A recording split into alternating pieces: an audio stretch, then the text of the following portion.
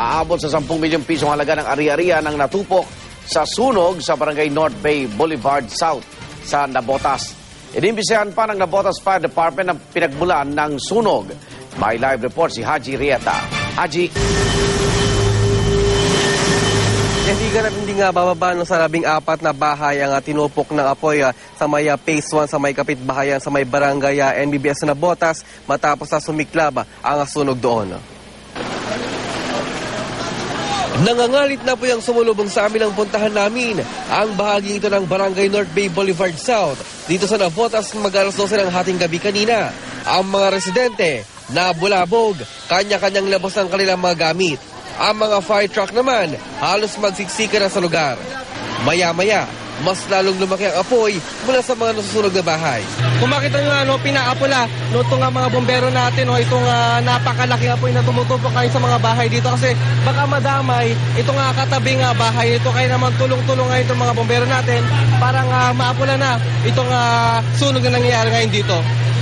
Isa si Rosaline Saladan sa mga sunugan. Wala po kasi kami ngayon nasa Luneta po kami. Tapos nagulat na lang po at may tumawag sa amin. Nasusunog na raw po yung bahay namin. Problemado rin sa Edgardo Irigan na babalik na sa Japan sa Sabado.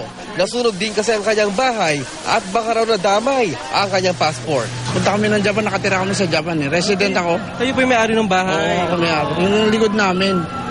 Uwi kami ng Sabado ng madaling araw, kaya lang nasama yung passport ko, tsaka yung passport ng ate ko, tsaka yung pamangking ko. Paano ngayon yan, sir? Ito nga, problema ako. Di ko alam paano ako makakabalik, paano kagad, kung saan magagawang kagad ng paraan.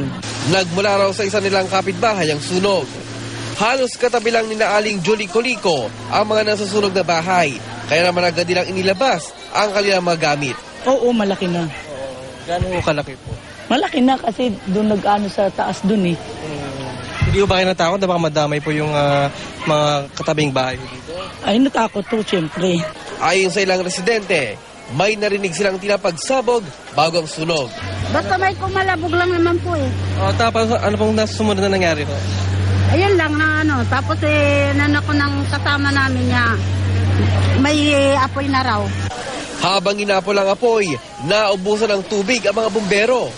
Sir, naubusan ng tubig yung truck ng bombero. So paano yan? So kayo na mismo nagsusupply ng tubig sa kanila? Mano-mano sa mga bahay-bahay. Okay lang po ba sa inyo? Tulong-tulong ko kayo? Okay kasi kapit-bahay namin eh. Tumagal ng mahigit 2 oras ang sunog, natubok sa 14 na mga bahay. 10 milyong piso naman ang tinatayang halaga ng natubok na ari-arian. Nagkakaproblema kami sa operation namin dahil yung mga mas maraming tao nakakalat kita mo, nakakabala sila, may mga nagwawala. Dapat lang talaga tumabi na muna sila at manood lang muna sila. Kung may reklamo sila pagkatapos na lang. Walang mangyayari kung dito tayo mag-aaway-aaway, di ba? Pasado lang sa madaling araw ng tuloy ang maapulang sunog nang umabot sa ikalimang alarma.